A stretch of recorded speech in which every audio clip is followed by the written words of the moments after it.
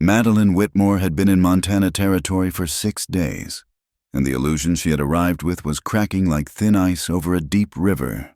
At 23, she was a product of Boston's finest drawing rooms, her posture perfected by tutors, her hands softened by oils, and her opinions shaped by a father who saw her as his most valuable, unspoken asset. She had believed this journey west was an opportunity, a genteel adventure before settling down. Her father, a man whose influence stretched from Beacon Hill to the new, raw territories, had convinced her this was a chance to survey his mining ventures and, perhaps, to meet a suitable husband from among his industrious partners. The town, nestled in a valley scraped raw by ambition, was a shock. It was less a town than a wound in the earth, all mud, raw lumber, and the constant deafening clang of industry. The men who greeted her were not the polished gentlemen of her memory. They were her father's partners. Yes, but their hands were hard, their eyes assessing, and their manners coated in a thin veneer of civility that barely concealed the raw hunger beneath. Mr. Davies, portly and sweating in his wool suit despite the encroaching winter, and Mr. Shaw, younger, with a predator's smile, treated her like a visiting queen. But their deference felt wrong. It felt rehearsed. The truth, when it came, was not delivered to her at all. She was meant to be ignorant, a lamb led by pleasantries to the slaughter. It was the night of the grand gala, an absurd affair held in the newly built hotel, its chandeliers casting a brave, foolish light against the vast, pressing dark of the mountains. Madeline, descending the stairs in a gown of emerald silk that had cost more than the hotel's bar, felt a chill that had nothing to do with the drafts. She was looking for her father's partners, to finalize her itinerary for the following day. She found them in a small, smoke-filled study just off the main hall, their voices low and sharp. She paused outside the door, the brass handle cold in her gloved hand, stopped by a name she recognized. "Silas Croft is not a patient man," Mr. Davies was saying, his voice stripped of its usual boom. "He arrives on the midnight train. He expects the agreement to be finalized and the girl to be amenable." "She'll be amenable," Shaw's voice, like silk sliding over steel. "She's her father's daughter. She understands business, and what choice does she have? Her father has already signed the proxies. Her inheritance is tied completely to this railroad merger." Madeline's blood stopped. Silas Croft. She knew that name. A brute. The son of a railroad baron whose cruelty was spoken of in hushed, scandalized whispers even back east. A man who had allegedly crippled a groom over a spooked horse. A man her father had openly despised. "It's a clean trade," Davies continued, and Madeline heard the clink of glasses. "We secure the railroad's right-of-way through the pass. Croft gets the Whitmore mining shares as her dowry, and we all get very, very rich. Her father wants her settled. This settles her. Sold." She was not a guest. She was chattel. The entire trip, the polite dinners, the talk of choosing a husband, it was all a lie, a grotesque theater to deliver her and her fortune into the hands of a monster. The inheritance from her mother, the money that was supposed to be her independence, was the very bait in the trap. A cold, sharp terror, followed by a deeper, hotter rage, flooded her body.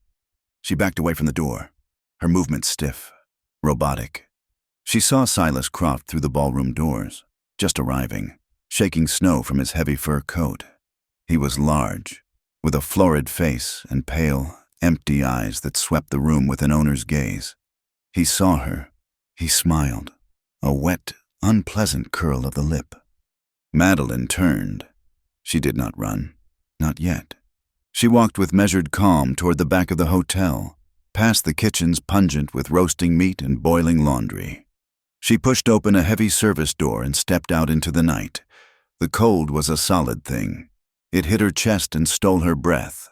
The gala's orchestra was a faint, tinny pulse behind her. Before her lay the stables, dark and quiet, smelling of hay and horses. She did not think. She only moved. Her hands, clumsy in their silk gloves, fumbled with the latch of a stall. A big roan, restless in the cold, shifted, She untied its halter, whispering a low, soothing sound she did not know she possessed. She found a bridle, but no saddle. There was no time.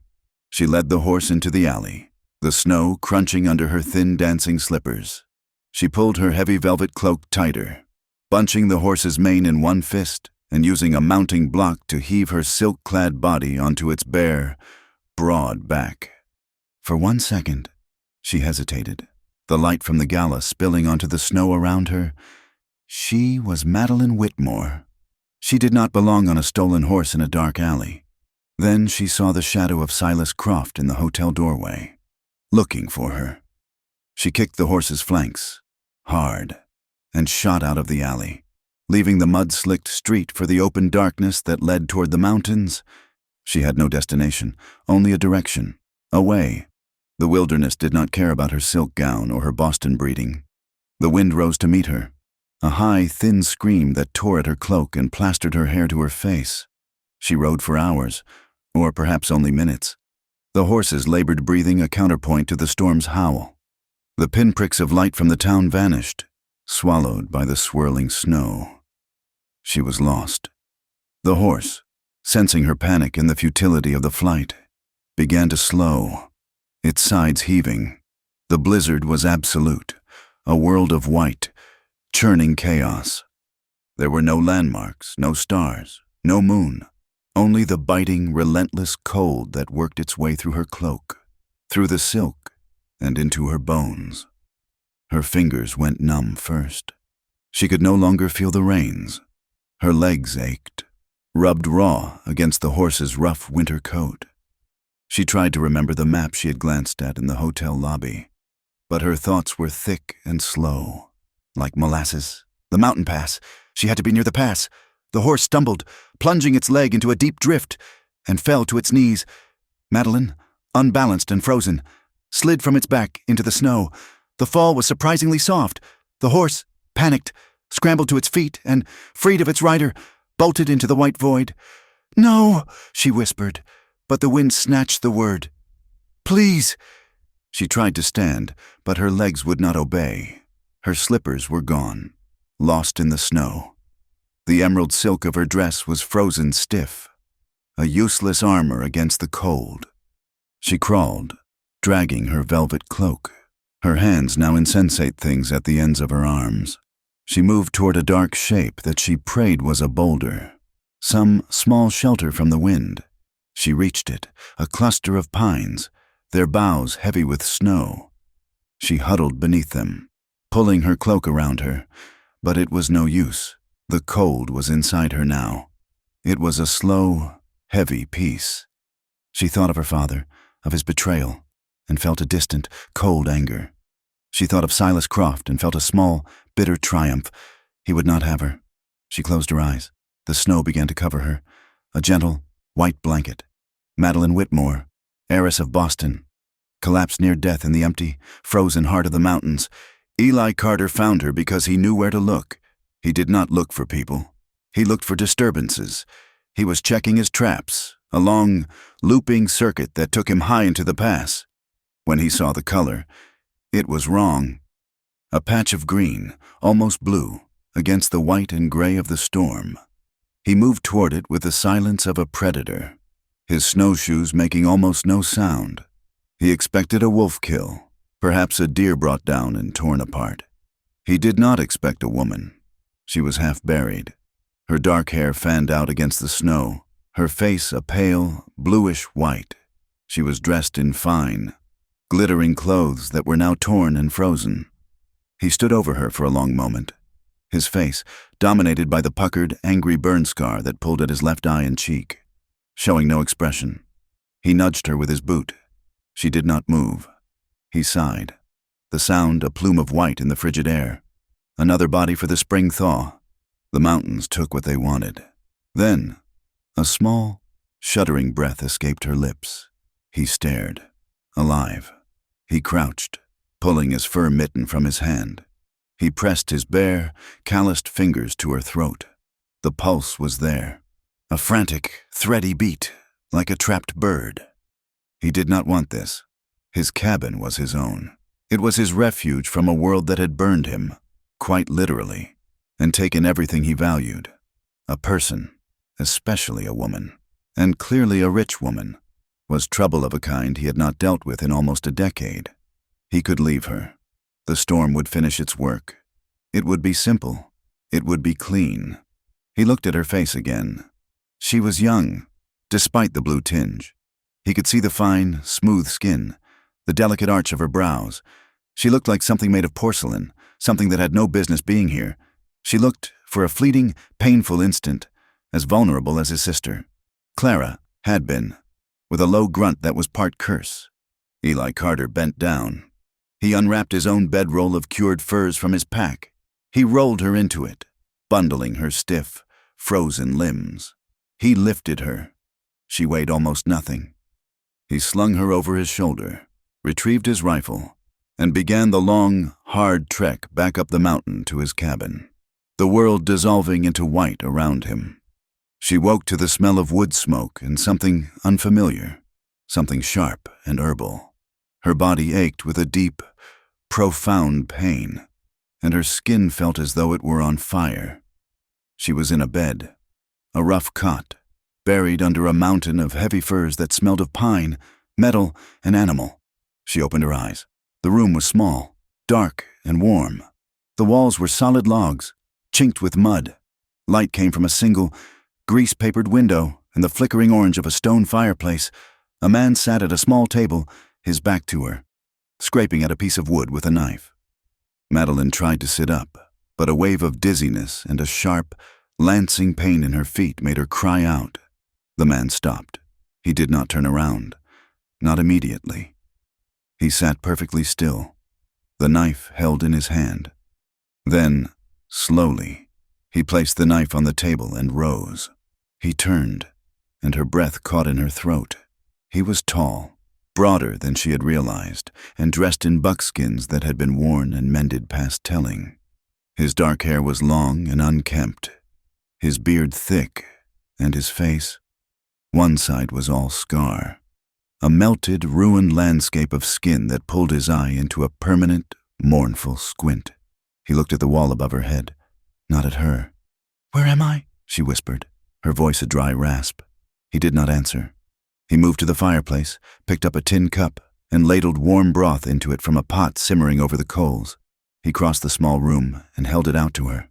She flinched, pulling herself deeper into the furs. Terror, cold and absolute, seized her. This was him, the man they whispered about in town. The feral mountain man, the one they said was dangerous, half mad. Eli Carter? He just stood there, holding the cup, his scarred face impassive, his gaze fixed somewhere over her shoulder, her stomach cramped with hunger. She was too weak to fight, too weak to even scream properly. Trembling, she reached out and took the cup. Her hands shook so badly she nearly spilled it. He waited until she had it, then stepped back, moving to the other side of the cabin, as far from her as he could get. She sipped the broth.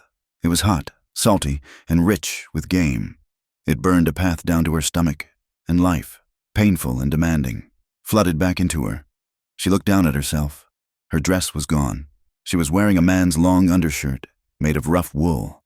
Her feet were heavily bandaged in strips of cloth. She tried to move them and gasped at the white-hot pain. "My feet," she said, her voice stronger. The man picked up his knife and the piece of wood and sat back down at the table. "Frostbite," he said.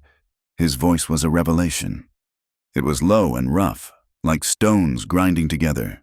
The voice of a man who did not use it often. It held no malice, no threat. It was just a fact. You saved me," she said. He did not look up. He just kept scraping the wood, the knife moving in short, precise strokes. "You cut off my clothes." It came out as an accusation, and she hated the note of panicked privilege in her voice. He paused his work. He looked at the fire. "They was froze. Silk. No good." She watched him, her fear warring with a strange, dazed confusion. He had undressed her. He had tended to her. He was rough, unshaven, and scarred, but his few words were simple, direct. He had not hurt her. He had saved her. The cabin was stark, but it was not dirty. Furs were piled neatly in one corner.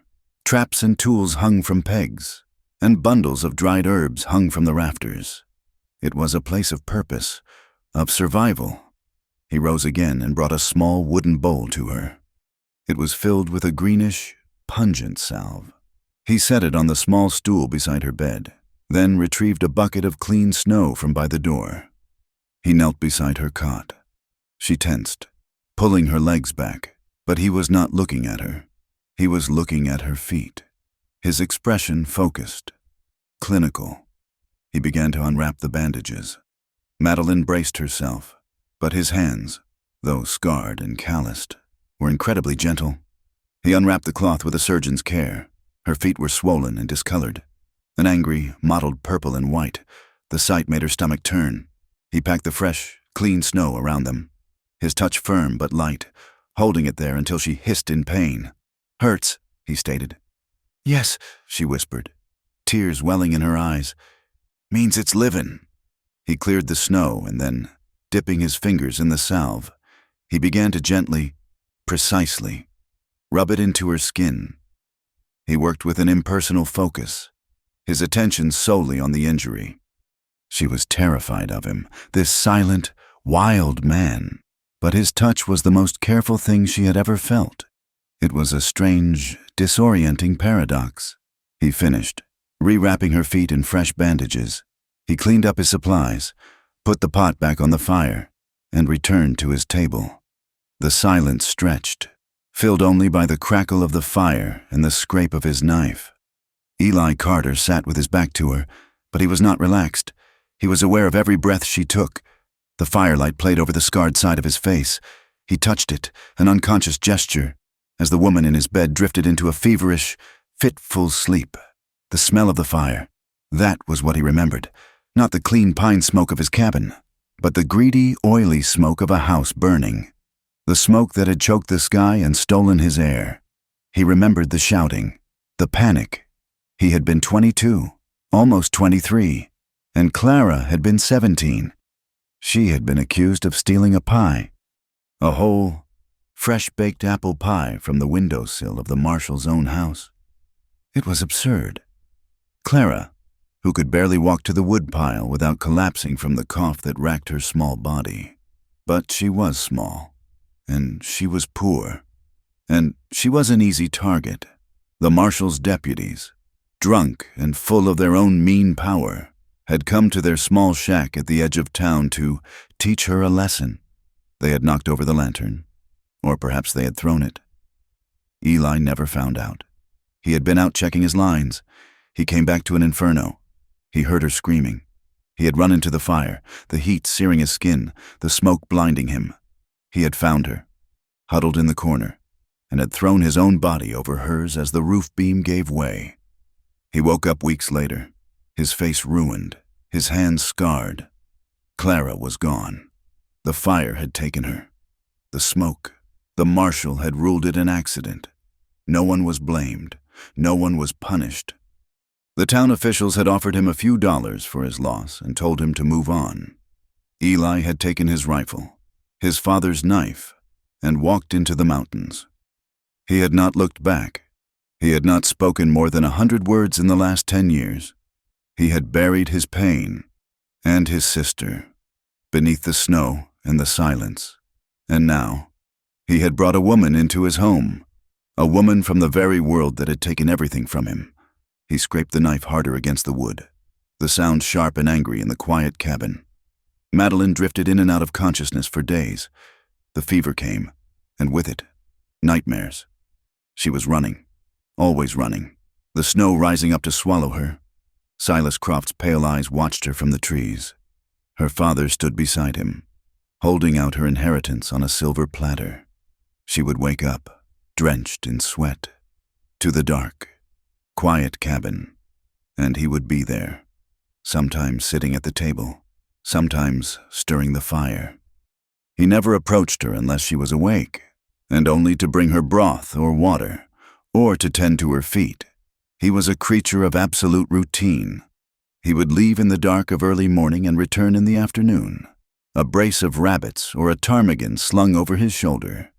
He would skin and clean them with a swift, economic violence that made her look away. Yet he would apply her salve with a touch as soft as moth wings. She began to struggle with the humiliation. She, Madeline Whitmore, was utterly helpless.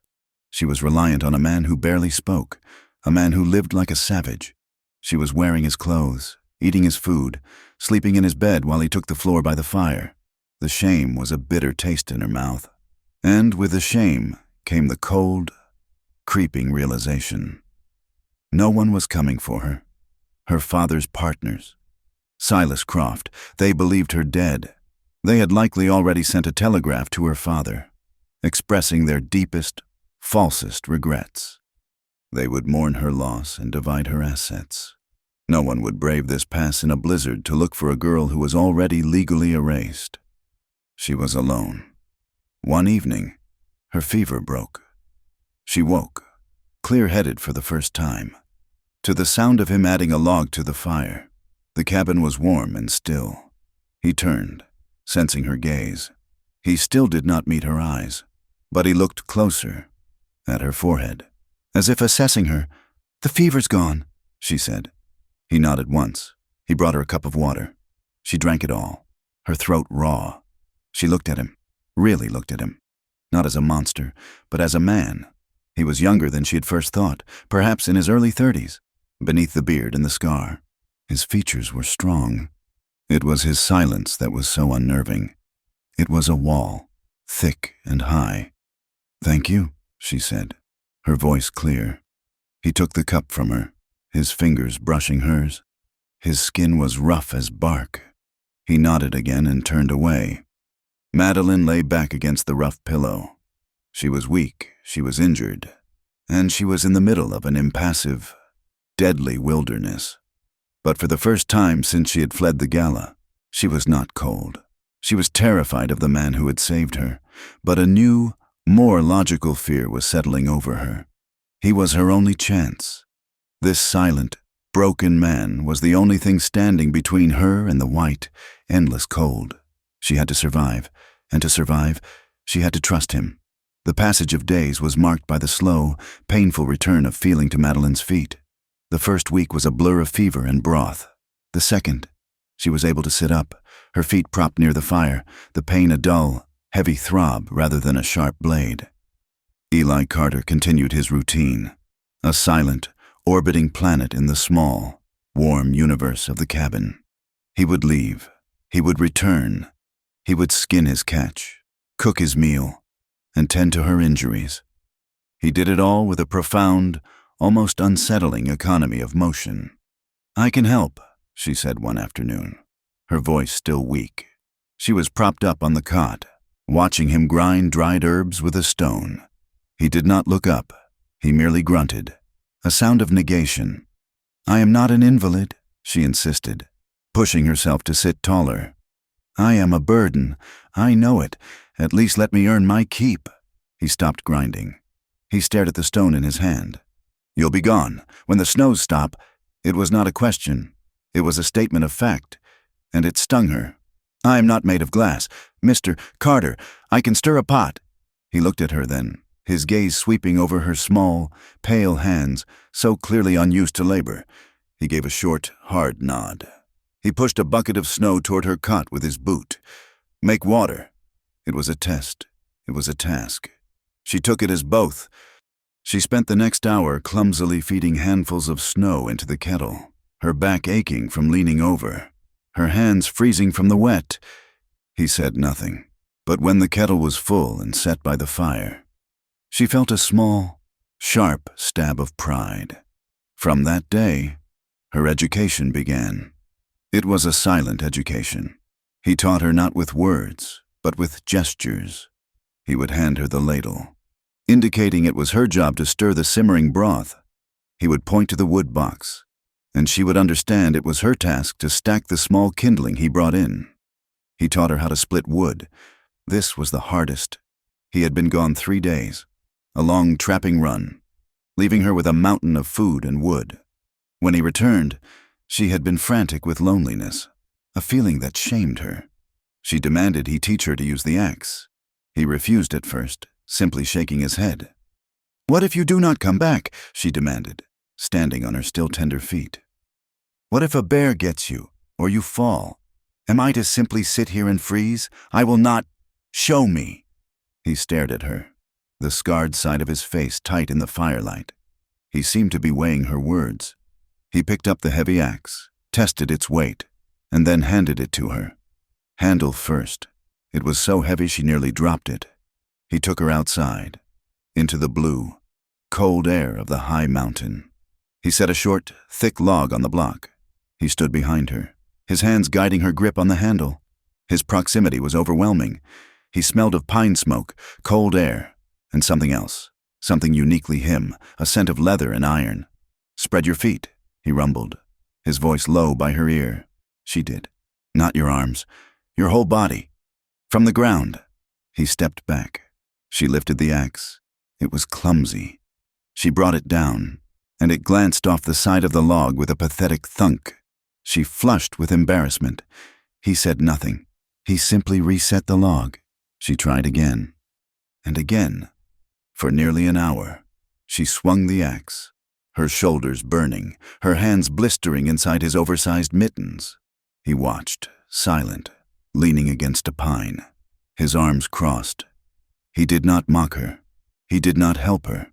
He simply watched. Finally, with a cry of pure frustration, she put all her weight into the swing. The axe bit deep, and the log split with a satisfying crack. She stood panting, sweat cooling instantly on her face.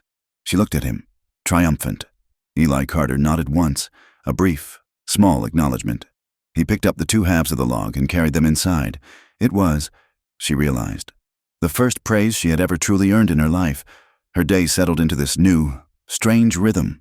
She would wake, make the water, tend the fire, and mend her frozen, ruined silk dress with the crude needle and gut thread he provided. He had given her a pair of his old wool trousers and a shirt, and she wore them constantly, the rough fabric a comfort against her skin. She talked to him, mostly to fill the silence that she still found so unsettling. She told him about Boston, about the theaters, the ships in the harbor, the ridiculous parties, the taste of oysters and champagne. She told him about her father's betrayal, the words spilling out of her one afternoon as she scrubbed the kettle. He listened. She knew he did. He would be sharpening his knife, his motions rhythmic, but his shoulders would be tense. He never replied. He never offered comfort, but he listened. His communication was a language she was slowly learning. A nod meant yes. A shake of the head meant no. A grunt meant he was displeased or that she should stop what she was doing. But it was his gaze that held the most power. Sometimes, she would look up from her sewing to find him watching her. It was not a leering look. It was intense, unblinking, and deeply curious, as if she were a new kind of animal he had never encountered. He would hold her gaze for a second, 2 seconds, and then abruptly look away, as if caught in a private act. The longer she stayed, the more the cabin, which had first seemed a prison, became a sanctuary. The brutality of her former life began to seem distant and strange. The forced marriage, the lies, the cold calculations of men like Davies and Shaw, it was all a theater of cruelty. Here, life was cruel. Yes, the cold was real, hunger was real, but it was honest. The mountain did not lie. The cold did not pretend to be warm. And Eli, she was beginning to understand, was the most honest thing of all. The fear she had felt for him began to change. It softened, evolving into something else, something she was terrified to name. He was not a monster. He was a man who had been deeply wounded and had chosen silence as his shield. One night, the moon was a sharp sliver of ice in a clear, black sky. The storm had broken, and the silence outside was absolute. She woke from a light doze, realizing Eli was not in his bedroll by the fire. The cabin door was open just a crack, letting in a knife edge of frigid air. Worried, she rose from the cot. Her feet were much better now. She could walk with only a slight limp. She pulled her cloak around her. The velvet garment was now stained and rough, but still warm, and eased the door open. She saw him. He was down by the creek that ran 50 yards from the cabin, a stretch of water that never fully froze. He had an axe in his hand, and she watched as he broke the thin crust of ice near the bank, creating a pool of black, steaming water. Then, he began to undress. Madeline knew she should turn away.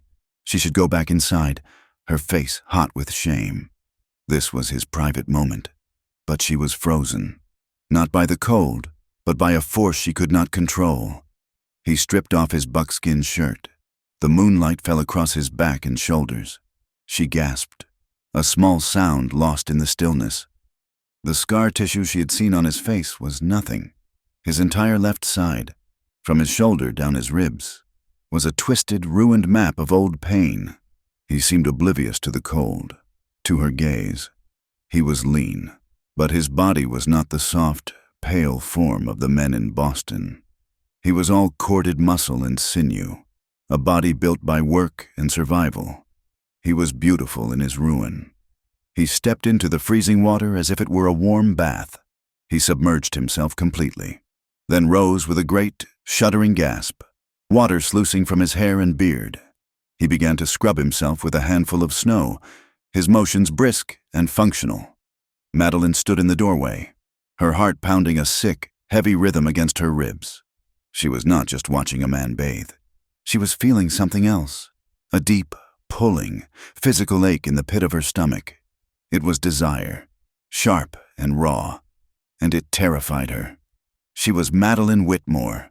She was a lady, and she was yearning for a scarred, silent mountain man, a man the world called feral. The shame was so potent it made her dizzy. She stumbled back inside, her cheeks burning, and climbed back under the furs, her body trembling with a confusion that was colder than the mountain air. She avoided his eyes for the next 2 days. She was quiet, her usual nervous chatter silenced. Eli seemed to notice.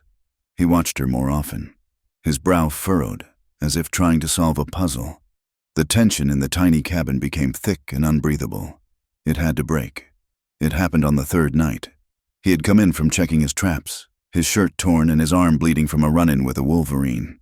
He was tending to the gash, his back to her, his shirt off. The firelight played over the terrible scars on his back. She found herself standing, walking toward him, her limbs moving without her permission.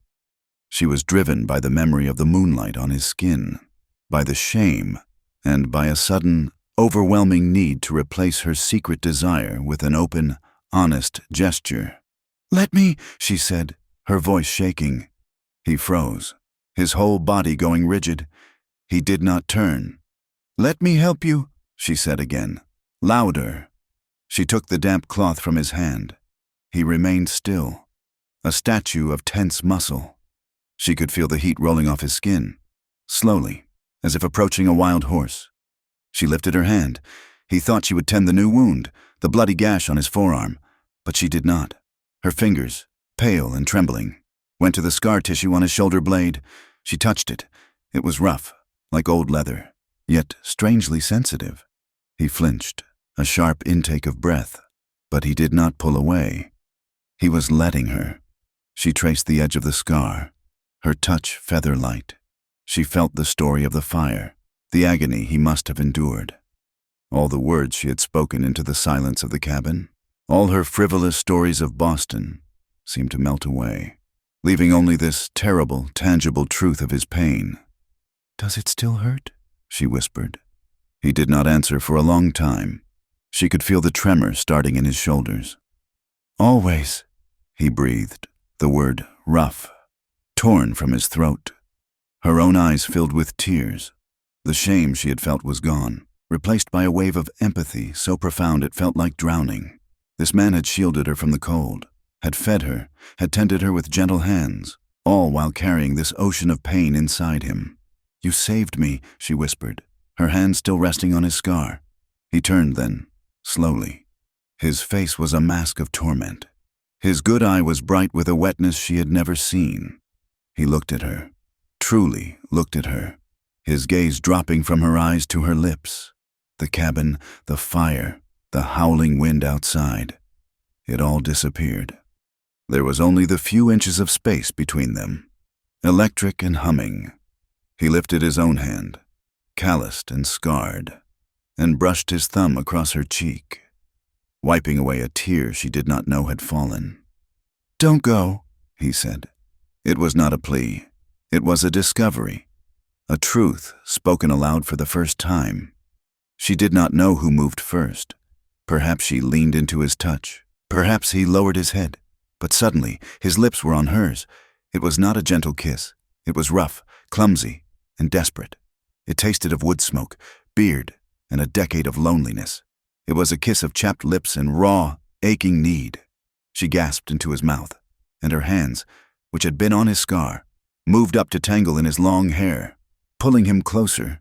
He groaned, a low, animal sound, and his arms wrapped around her, one hand spreading wide across her back, the other cupping the back of her head, holding her to him as if she were the last anchor in a storm. He kissed her with the starvation of a man who had forgotten what human contact felt like. When they broke apart, they were both trembling, their breath ragged. He stared at her, his good eye wide with a kind of terrified wonder. She was crying, quietly, the tears just rolling down her cheeks.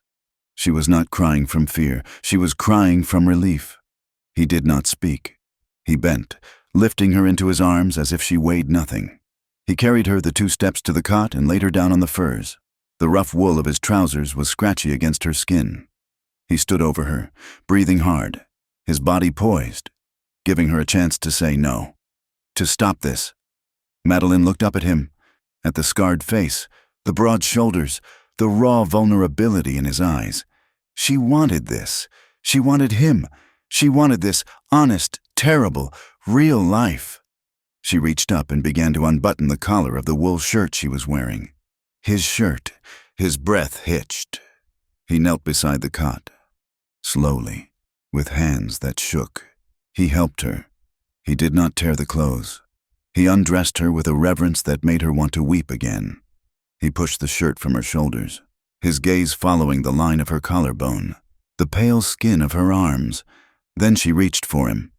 She helped him shed his trousers, her fingers brushing the hard muscle of his legs. Each touch was a discovery.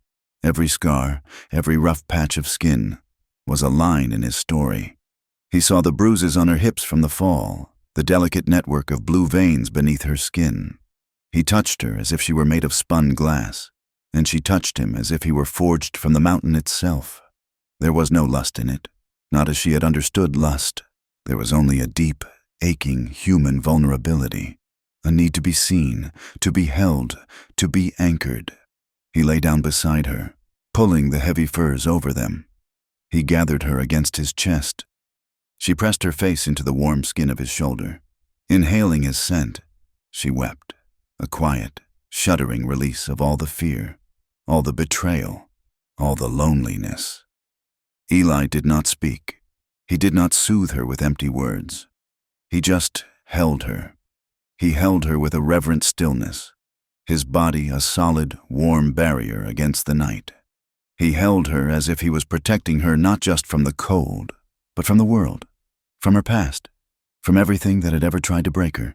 And outside, the snowstorm, which had been quiet, rose again, its voice a high, thin howl against the logs, a wild witness to the silent, fragile thing being born in the darkness. They lay like that for hours, when the light of dawn, gray and weak, finally filtered through the window. They were both awake. The cabin was quiet, the fire low. Madeline felt a strange, new awkwardness. The night had changed everything. She was no longer his patient. He was no longer her rescuer. They were something else, something with no name. She sat up, pulling the fur with her. She looked at him. He was watching her, his expression unreadable. "Eli," she said, the name feeling solid on her tongue. He waited. "When the snows melt," she said, her voice steady, "you said we would go to town." He nodded, his gaze dropping. "Town. Get help." He began to pull on his trousers, the spell breaking, the walls of his silence already rebuilding. "Yes," she said. "We will go, but only if I still want to leave." He paused, one hand on the cabin door. He looked at her, a long, searching look. He did not understand the caveat. To him, it was simple. She was civilized. He was not. She belonged to the world below. He just nodded again, grabbed his rifle, and went out into the snow. Madeline watched him go. She knew he did not believe her. He thought she was a bird he was mending, one that would fly away the moment the cage door opened. He did not yet understand that she had not been flying. She had been falling, and he had not caged her. He had caught her. Meanwhile, miles below them, in the raw, muddy town, the wheels of civilized cruelty were turning. Mr. Davies and Mr. Shaw sat in the saloon, a bottle of whiskey between them. Silas Croft had left on the train, his face purple with rage, but he had left them with instructions. "A body is clean," Shaw said, staring into his glass. "A missing girl is a problem. Her father's shares are frozen until she's declared dead, and that takes years. So, we spread the word she's dead," Davies said. "A tragedy. The storm." Shaw shook his head, a thin smile playing on his lips. "No, better. A tragedy invites questions.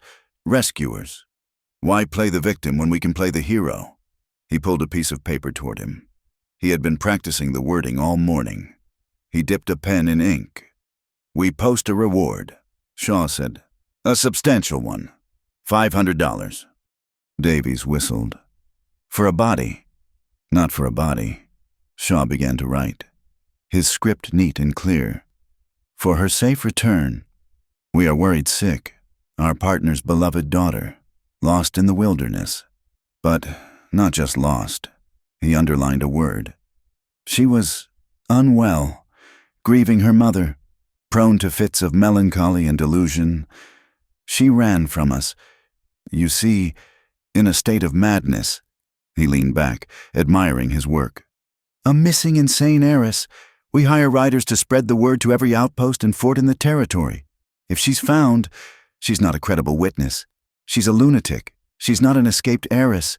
She's a patient, and we are her loving, concerned guardians, desperate to get her the help she needs." Davies smiled, a slow, greasy smile. He poured 2 more glasses. "To her health," he said. The lie was already moving, carried by men on fast horses, seeping into the territory, poisoning the very idea of her rescue. By the time the snows cleared, Madeline Whitmore would not be a survivor. She would be a prize, a bounty, and a mad woman. The world began to melt. The great silencing weight of the snow that had buried the cabin to its windowsills began to retreat. It started not as a sight, but as a sound, a persistent, gentle dripping. Water, released from its frozen prison, ran in tiny rivulets from the roof. The air, which for months had been sharp and sterile, now carried a new scent, damp earth, the pungent smell of pine needles emerging from the white, and the faintest, hopeful tang of mud. The spring thaw mirrored the change inside the cabin. Madeline, no longer a patient, was now a partner. Her feet had healed, leaving the skin tough and puckered with its own new scars. But they were hers, and they were strong. She moved with a purpose that had been absent in her Boston life. The 2 of them, Eli and Madeline, fell into a new rhythm, one dictated by the demands of the emerging world. They undertook the great spring cleaning. Together, they dragged the heavy winter furs, the bearskins and wolf pelts that had served as her mattress and his, out into the pale, watery sunlight. He showed her how to beat them, hanging them over a thick pine bough, and she attacked the task with a vigor that surprised him. She struck the hides, sending clouds of dust and dried pine into the air, beating out the winter staleness, beating out her own past. He showed her his small, protected patch of ground behind the cabin, shielded by a high wall of rock. The soil was dark and rich. He had a small tin of seeds, and together they knelt in the cold, damp earth. Her hands, which had once been soft and white, were now chapped and raw, the nails broken. She pushed potato eyes and turnip seeds into the ground with a focused care. He taught her which herbs to plant for his medicines, yarrow and comfrey, and a hardy mint. He spoke little, but he would tap the ground, indicating depth, or move her hand gently to space the seeds.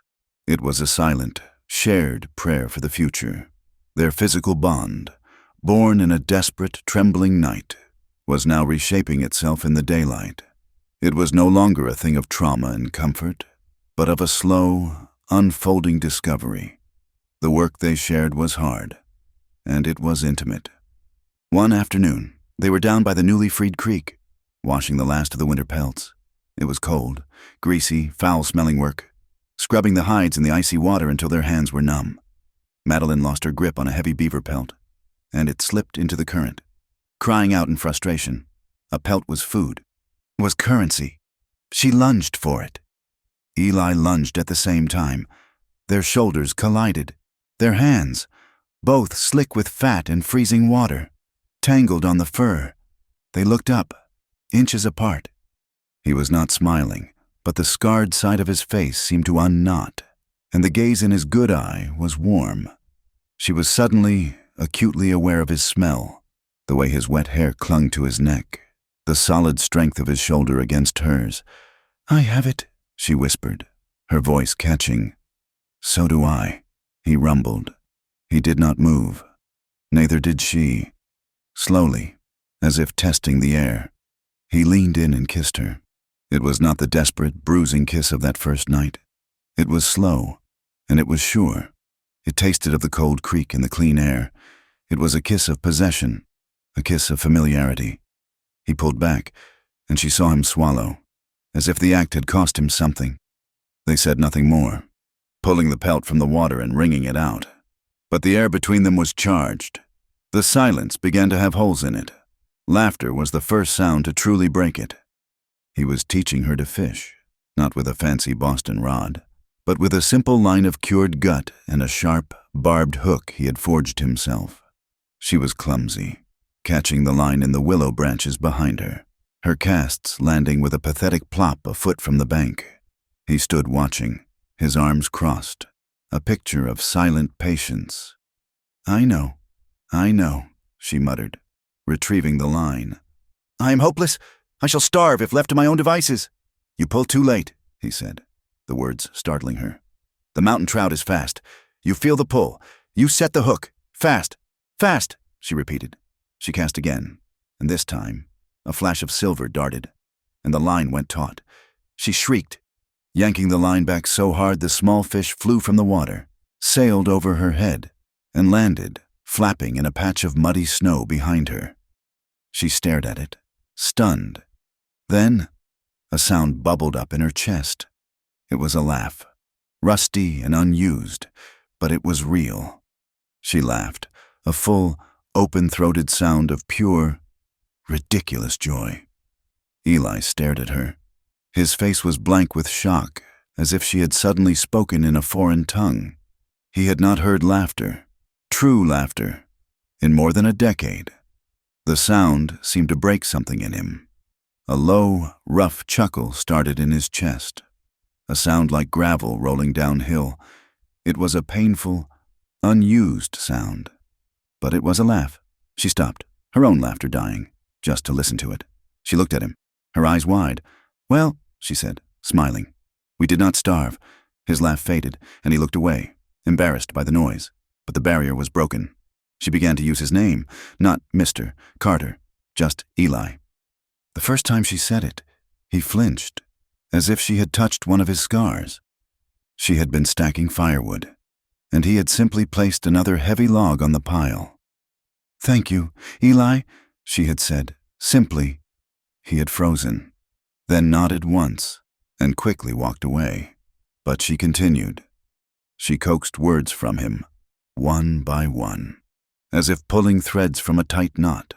She learned that each one cost him. He spoke like a man spending his last few coins, measuring each one. "What is this one called?" she asked, holding up a small, white flower. "Queen Anne's lace. And this, yarrow. Why do you keep so much of it dry?" He hesitated. "Stops bleeding. How do you know?" "Clara," he said, the name a stone dropping into a deep well. He turned and walked away, and she knew not to follow. But he had said the name, the greatest discovery. the one that unlocked him. She found by accident. He was gone, on a long hunt, and she had taken it upon herself to do a true spring cleaning, to scrub the floor and air out every corner. Tucked on a high, rough-cut shelf, behind a row of traps, was a small book. It was bound in cured deer hide, the pages thick and yellowed. Her hands trembled. She knew this was his, and she knew she should not open it. It was his only secret, his only privacy. But the need to understand him, to know the man behind the silence, was too strong. She sat on the cot and opened it. The handwriting was not the rough scrawl she would have expected. It was neat, precise, and surprisingly elegant. It was a journal. It was not a journal of events, but of thoughts. He wrote about the language of the wind, the different sounds it made before a storm versus a clear night. He wrote about the arrogance of a hawk, the patience of a spider. It was poetic, a deep, thoughtful well of observation. And then she found the entries about the fire. They were not narrative. They were fragments of raw pain, written in a hand that shook. Smoke, too much, can't see. The smell of the pine in her hair. Burning. They said it was an accident. The marshal, he lied. They pushed him. He dropped the lamp. I heard it. See, her hand, so small. I tried to hold it. I woke up. The face in the mirror. Not mine. It is the face of what they did, the face of the fire. She is gone. I am this ash, dirt. Madeline closed the book, her hands shaking, tears blinding her. She felt like a trespasser, but the empathy she felt was so powerful it physically hurt. He was not just a silent man. He was a poet, and he was a man trapped in a decade-old scream. He was not feral. He was articulate, and he was heartbroken. When he returned that evening, she said nothing. She just took his heavy pack from him, stirred the stew, and handed him a bowl. But as she did, her hand brushed his, and she held it for a second longer than necessary. He looked at her, his good eyes searching her face. He saw something new there, not pity, but a deep, shared understanding. He did not know how she knew, but he sensed that she did. That night, the tension of their sleeping arrangement finally broke. Since that first night, he had returned to his bedroll by the fire. It was a clear, unspoken boundary. He was the rescuer. She was the guest. But now, it felt like a lie. It felt like a rejection. She watched him unroll the furs by the hearth, his back to her. "Don't," she said, her voice quiet but firm. He stopped, his hand on the fur. "I am not your patient anymore, Eli, and you are not my jailer, and I am not a guest." She swung her legs off the cot. "The floor is cold. It is a lie. Stop sleeping there." He turned, his face a mask of conflict. "Madeline, it is not right." "What is not right?" she said, standing, walking toward him. "That you saved my life, that you fed me and healed me, or that you lie on the cold ground while I sleep in your bed?" She stopped in front of him. "I am tired of the cold. Eli, I am tired of the silence." He looked down at her, at the defiant, desperate set of her jaw. He looked at the cot, then back at her. He said nothing. But that night, he did not unroll his furs. He came to the cot, and it was cramped, and it was awkward, and their bodies, pressed together from shoulder to knee, were tense, but it was warm, and it was not a lie. Their intimacy became a strange, rich thing. It was built in the silence, but it was punctuated by sudden, sharp moments of physical passion, a kiss that deepened by the fire, a touch that lingered in the morning. It was laced with the shared pain of his past, which she now understood, and her own, which he had patiently listened to. It was a deep, unspoken longing, a bond forged in survival and sealed by choice. A few days later, they sat by the fire.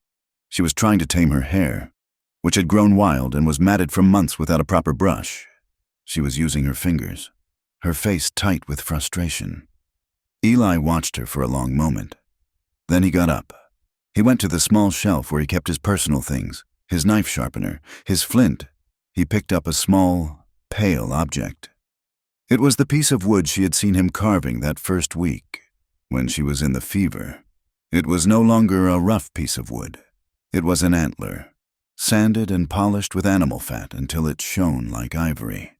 It was a hairpin, long and sturdy, the top carved into the shape of a hawk's feather, so detailed she could see the tiny barbs. He held it out to her, his hand trembling slightly.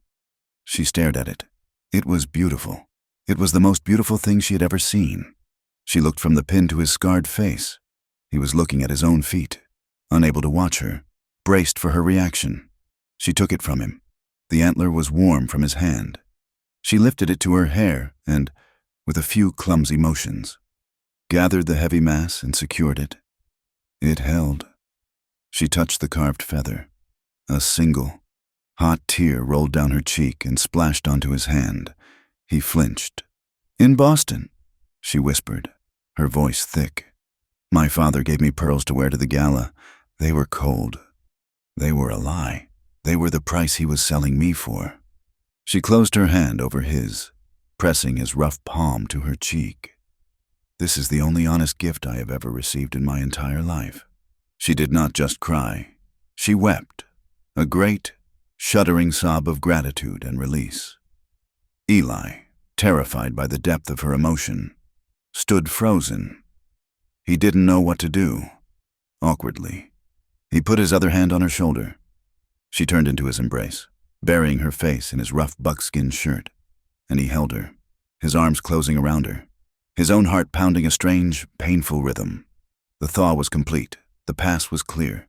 The smell of the town, of coal smoke and civilization, seemed to drift up the mountain, a faint, foul promise. They had to go.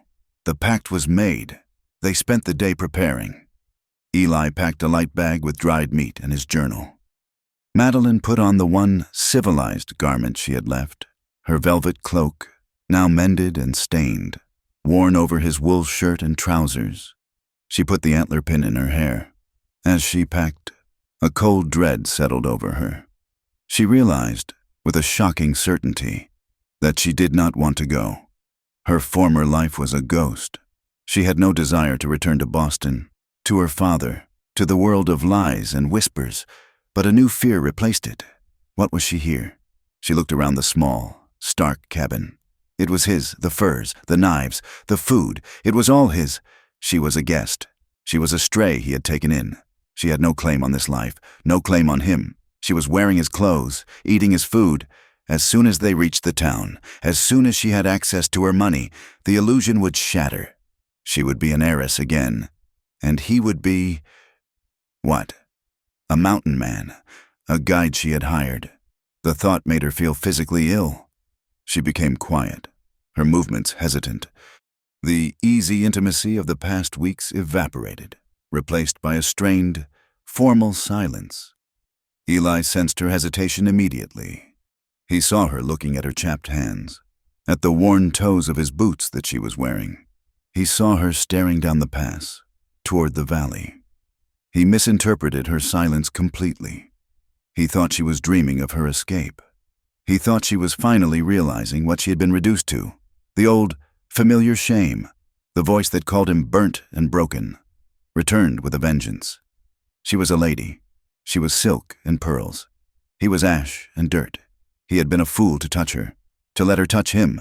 He had been a fool to laugh. He distanced himself. He stopped speaking entirely, reverting to the silent, gruff man he had been.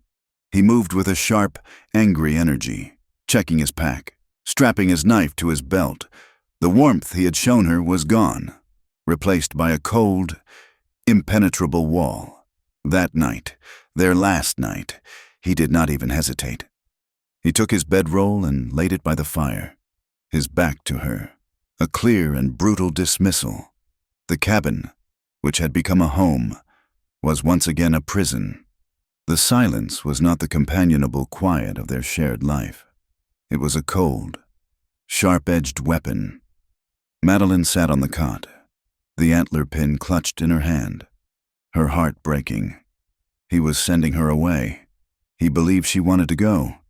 She watched his broad back, the way the firelight played on his scars. He was not moving, but she knew he was not asleep. He was a tightly coiled spring of self-hatred. She could not let it end this way. She could not let him believe the lie. She stood up from the cot. The floorboards creaked. He tensed, but he did not turn. She walked to him, her bare feet silent on the wooden floor. She was wearing only the long wool shirt. In her hand, she held the antler pin, gripping it like a talisman. She knelt beside him on the hard floor, on the edge of his fur.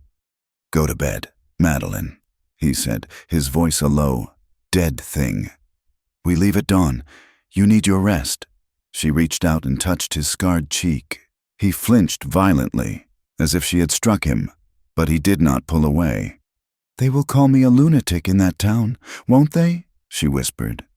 "The men who tried to sell me, they will say I am mad." He did not answer. "Perhaps I am," she continued, her voice trembling. "Because I am not going back to that life." She leaned closer, her lips by his ear. "I'm not leaving you." He turned then, his whole body moving with a sharp, sudden energy. He grabbed her wrist, his grip painfully tight. His good eye was wide, frantic, a desperate, angry, hopeful light in the darkness.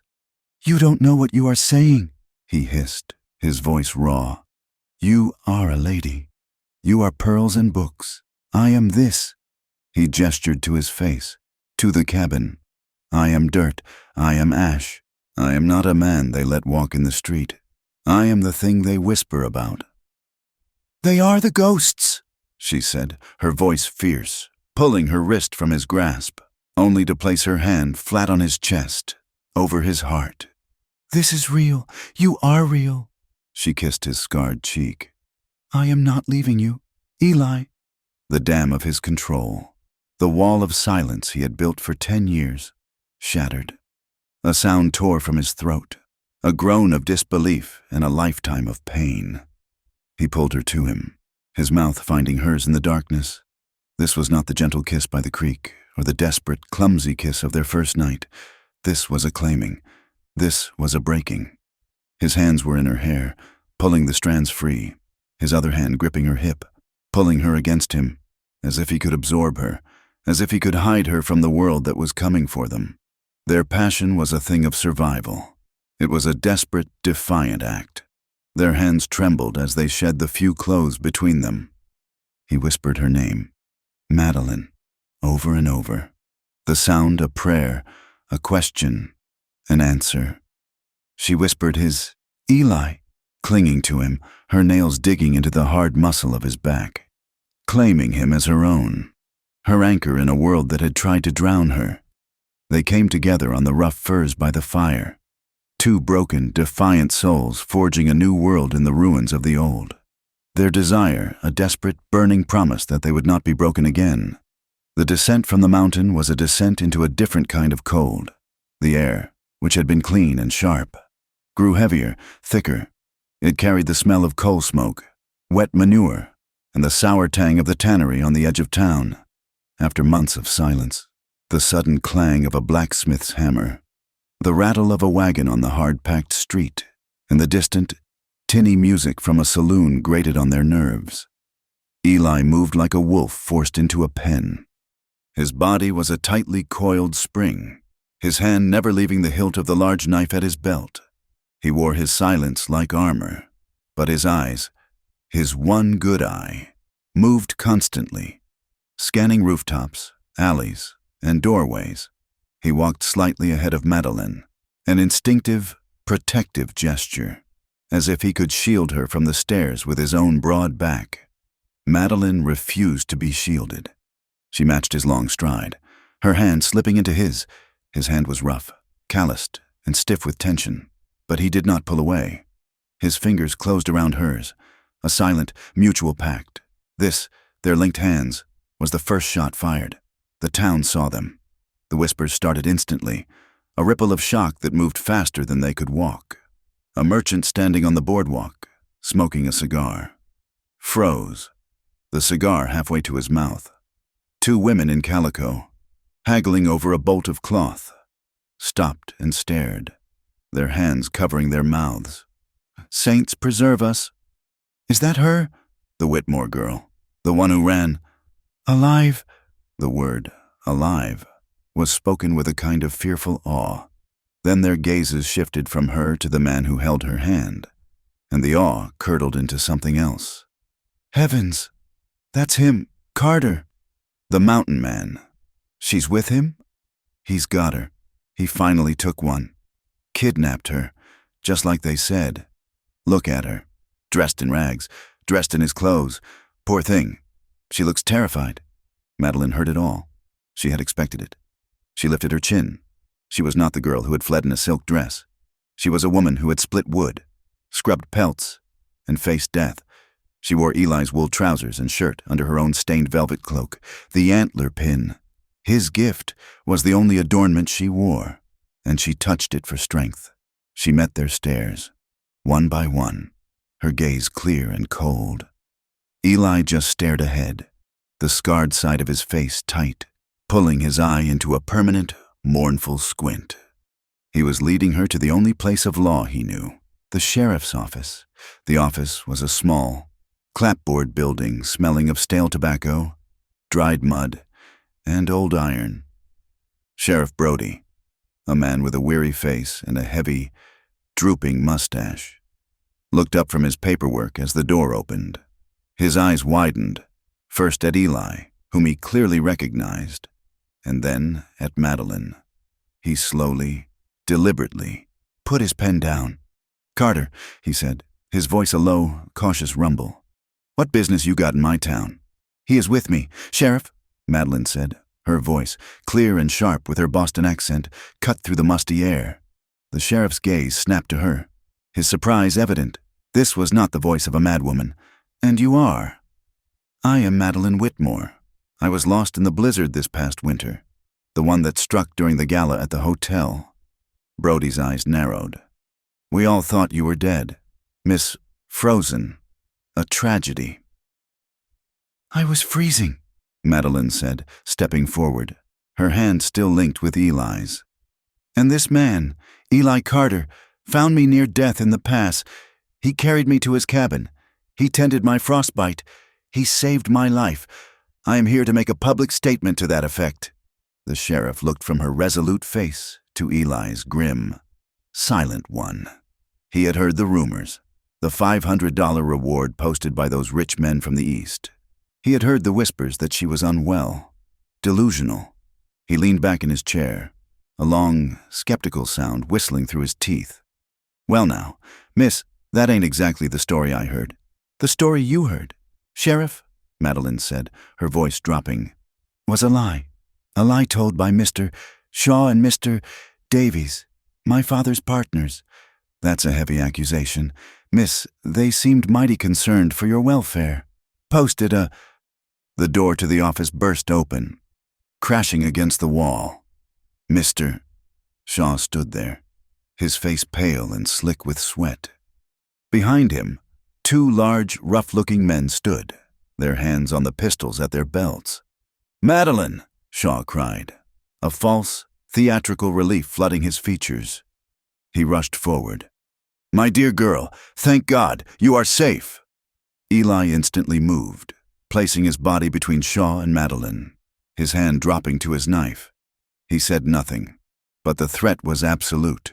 "Do not touch me," Madeline said, her voice flat and cold. Shaw stopped, his smile faltering.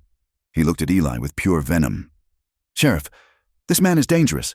He has had her this whole time. We knew it. He kidnapped her, took advantage of her, her delicate state. My state is not delicate. Mr. Shaw," Madeline said, "and he did not kidnap me.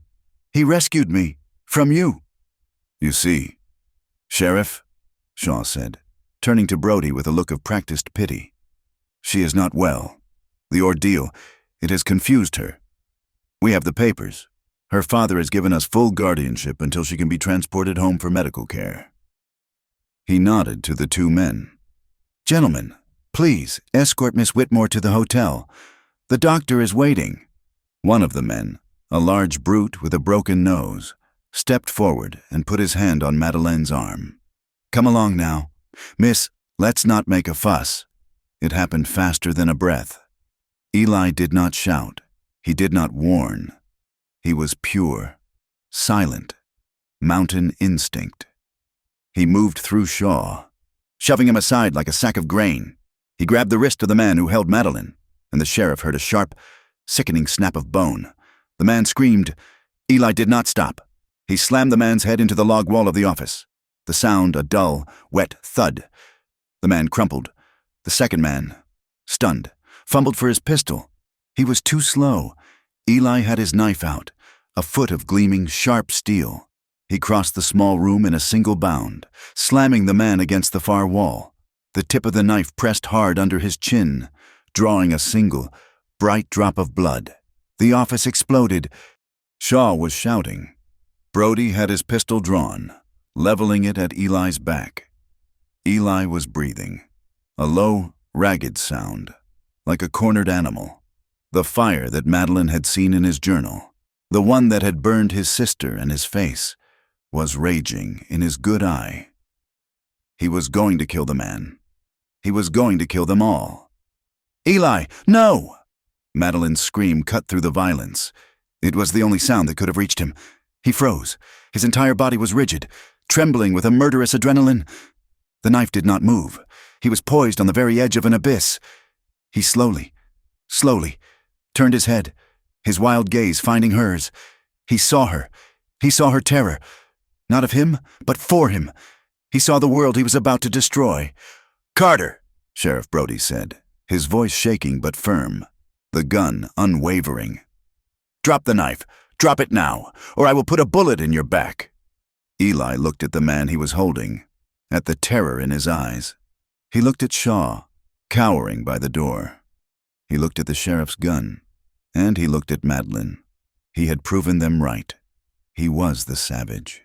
He was the animal. With a long, shuddering sigh, the fight drained out of him.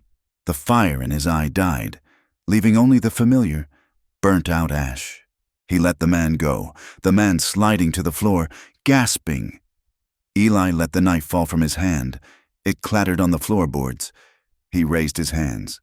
"He attacked us! You all saw it!" Shaw shrieked, scrambling to his feet. "He's a murderer! He assaulted my man! He kidnapped that girl! Arrest him!" "He did not!" Madeline shouted, rushing to Eli's side, placing her body between him and the sheriff's gun. "He was protecting me! You tried to take me! You laid hands on me! Ma'am, get out of the way!" Brody snapped. "No!"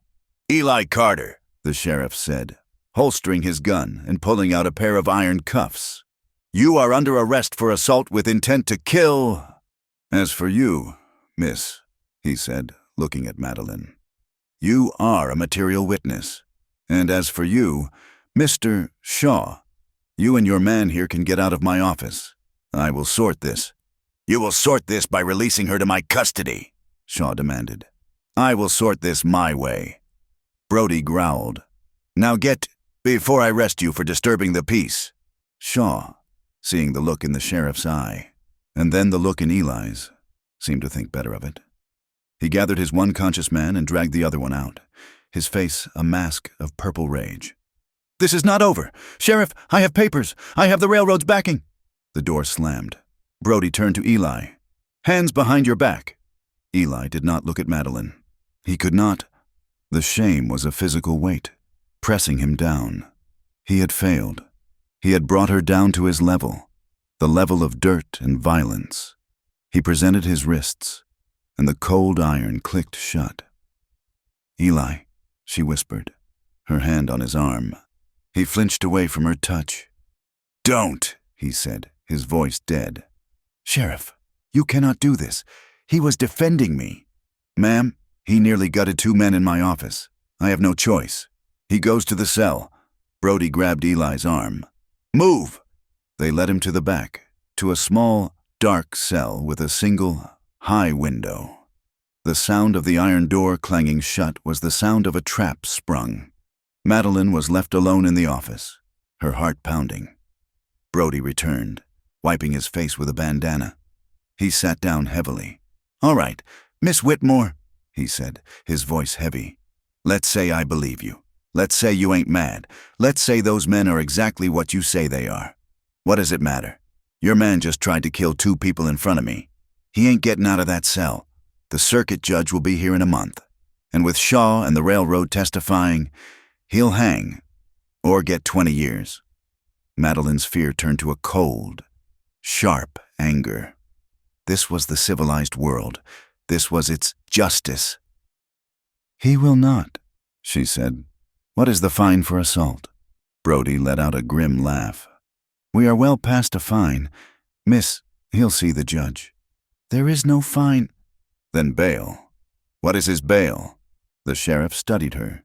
He saw her ragged clothes, her wild hair. "For a man like Carter, with no property, no name, after attacking a man like Shaw? The judge will set it high. $500, maybe 1,000, might as well be 1,000,000. He ain't got it. You ain't got it." "You are wrong," Madeline said. She sat in the chair opposite him. She hiked up the leg of her wool trousers, revealing the top of her sturdy boot. Tucked inside was an oilskin-wrapped pouch. She had taken it from the hotel, along with the horse, her mother's jewelry, the only thing of value that was hers and hers alone. She untied the pouch and emptied its contents onto the sheriff's dusty desk. A heavy gold locket set with a sapphire, a pair of pearl earrings, and a diamond ring, large and flashing with a cold, white fire. Sheriff Brody stopped breathing. His eyes bulged. He looked from the jewels to her face. The insane story. The kidnapped story. It all evaporated, replaced by a much simpler, more powerful truth. This was not a victim. This was an heiress. "I believe this will cover the 1,000, Madeline said, her voice like ice. "Sell them. I want his bail. I want him out. Now." Brody swallowed, mesmerized by the ring.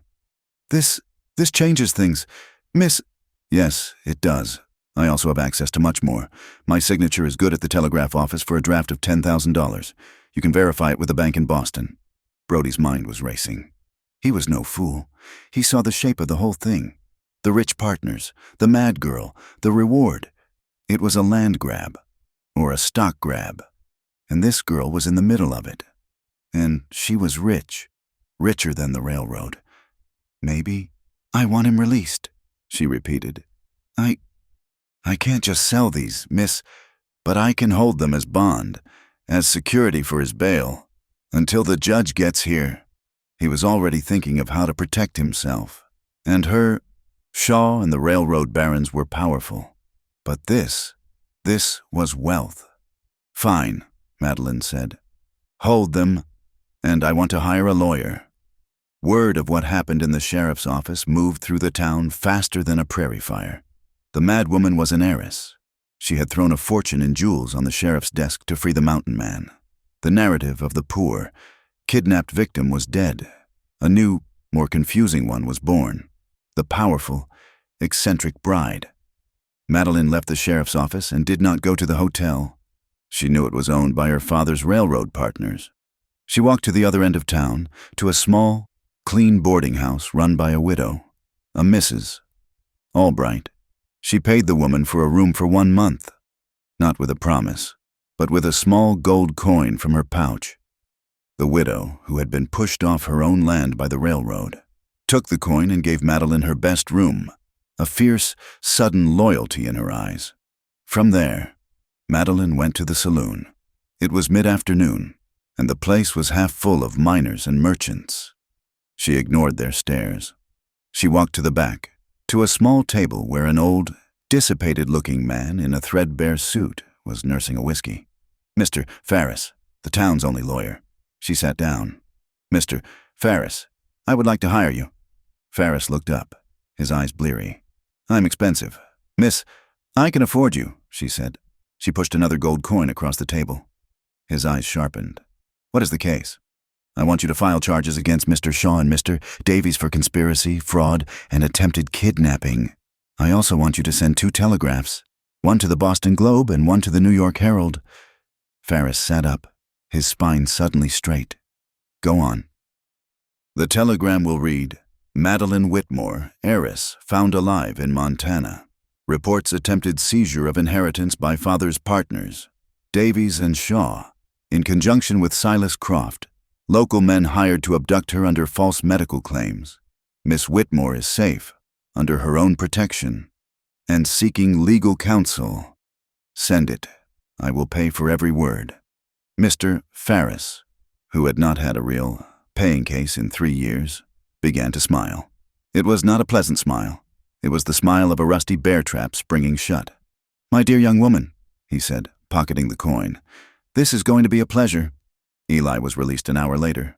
The cell door opened, and Brody just motioned him out, tossing his knife onto the desk. "Your bail's been paid. Carter, by her." Eli picked up his knife, the shame burning in his gut.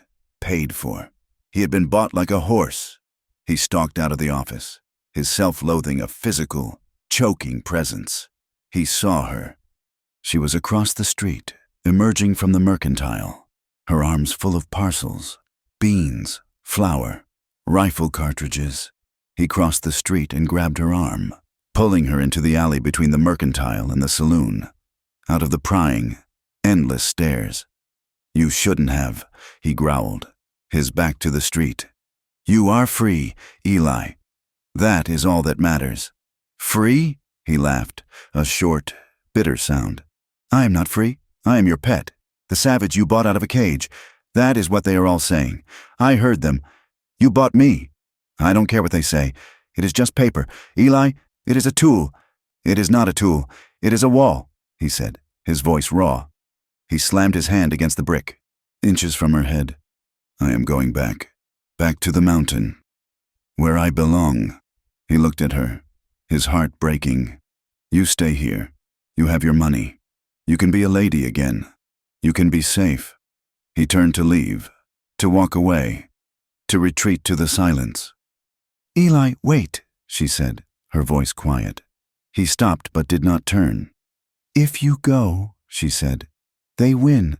They get to say you were a monster. They get to say you were never worth it. They get to say I was mad, and you were just my keeper until I was found." He turned slowly, his face a mask of agony. "Look at me, Madeline. Look at you. You are pearls and books. You are gold. I am this." He gestured to his face, to the dirt under his nails. "You don't belong in the dirt beside a man like me." She looked at him, at his stubborn, wounded pride, at the man who had saved her, who had held her, who thought he was worth less than the mud on her boots. "You are wrong," she whispered. Before he could react, she grabbed the front of his buckskin shirt with both hands. She pulled him out of the alley, stumbling into the middle of the main street, right in front of the saloon. The town stopped, every wagon, every walker, every miner on the boardwalk. They all froze. Through the saloon's swinging doors, she could see the pale, stunned faces of Shaw and Davies. Eli stood there, confused, exposed. "Madeline, what are you doing?" She did not answer. She stood on her toes, tangling her fingers in his long, dark hair. She pulled his face down to hers, and she kissed him. It was not a gentle kiss. It was not a sweet kiss. It was a passionate, desperate, defiant kiss. It was a brand. It was a flag planted on a newly conquered territory. It was a shout, a curse, a promise, all in one. In the middle of the street, in front of the entire town, the heiress of Boston was kissing the feral mountain man as if her life depended on it. Eli was frozen in shock for one long second. He heard the collective gasp from the boardwalk. He saw the world staring, and then all the shame, all the anger, all the fear melted away, replaced by a pure, possessive fire. His arms came around her, lifting her clear off the ground, and he kissed her back, a raw, defiant answer that sealed their fate. She pulled away, her breath ragged, her eyes shining with tears and fire. She looked at him, at the wonder and shock on his face. Then, slowly, he set her down, with a trembling, newfound pride. Madeline Whitmore turned her back on the stunned crowd. She turned her back on the saloon, on the whispers, on her past. She touched the antler pin in her hair, straightened her shoulders, and walked, with all the grace of a Boston ballroom, to the widow's boarding house, leaving Eli Carter standing in the middle of the street, a man reborn. Madeline did not stay idle in the widow's boarding house. While the town buzzed with the story of her public kiss, painting her as a mad bride and a fallen woman in the same breath. She was moving with the cold, quiet precision of a chess master. Her days were spent not in hiding, but in action. She met with Mr. Ferris twice a day, drafting telegraphs and legal notices. She used the town's land office, poring over maps, a skill her father had insisted she learn, never imagining she would use it against him. She had her own plan, one that was forming even as she and Eli had prepared to leave the mountain.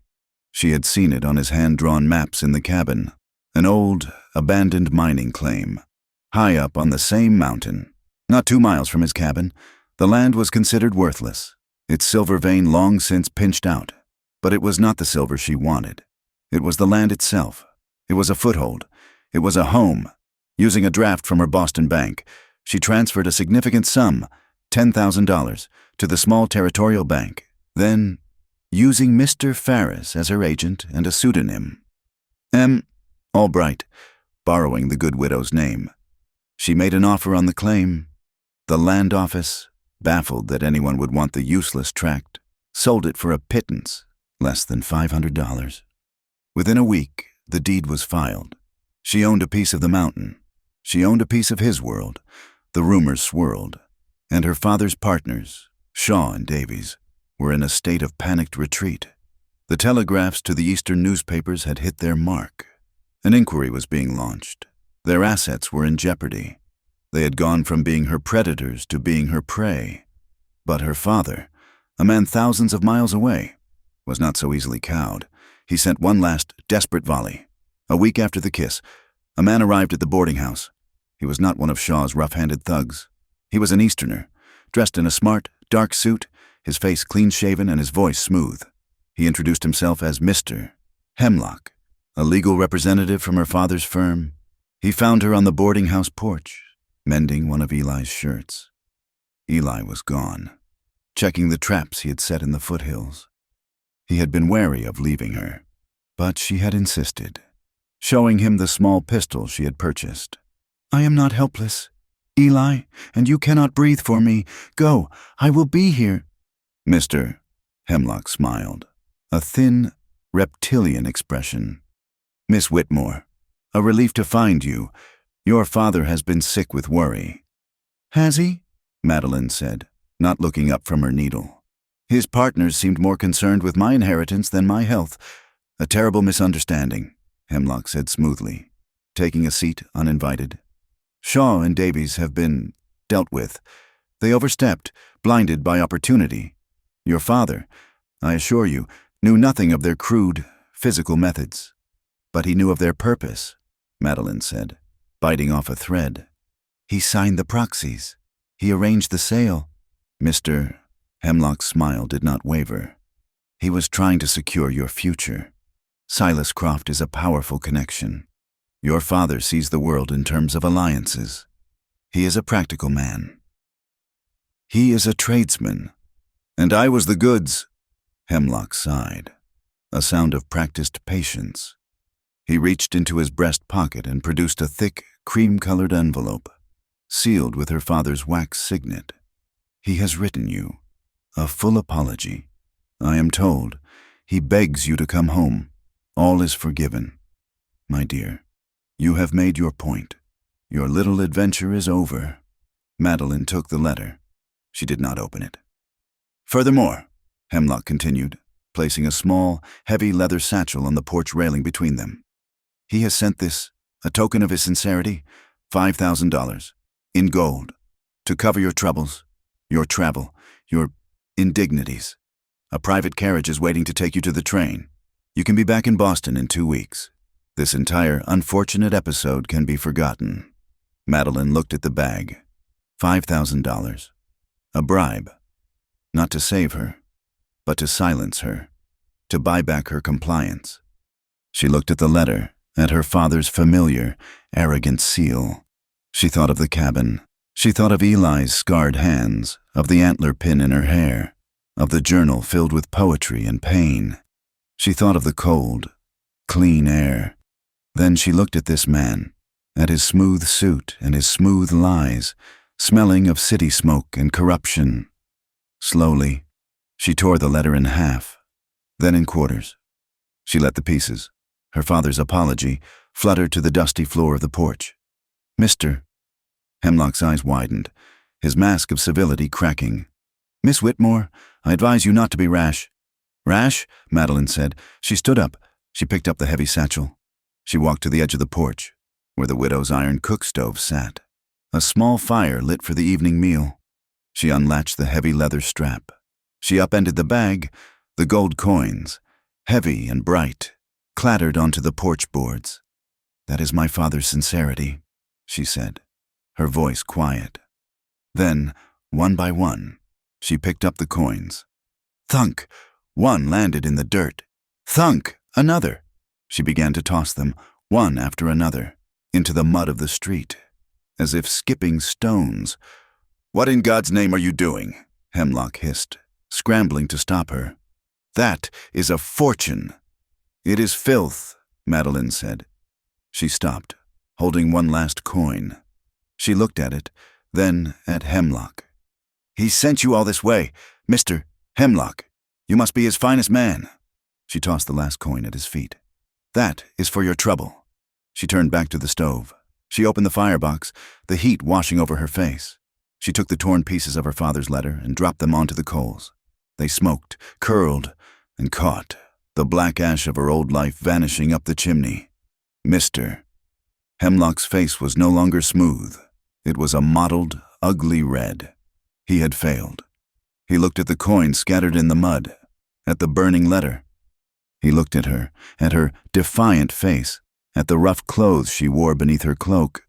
"You are a fool," he spat, the civility gone. "You think you have won? You are a mad woman, just as they said. You think you can hide here, playing house with that animal? He is more of a man than you will ever be," Madeline said, her back to him. "Is he?" Hemlock sneered. "He is a marked man. He is a scarred, broken thing that the town barely tolerates. You think you are safe with him? You think your money protects him?" He took a step toward her, his voice dropping to a low, vicious whisper. "You have made a powerful enemy.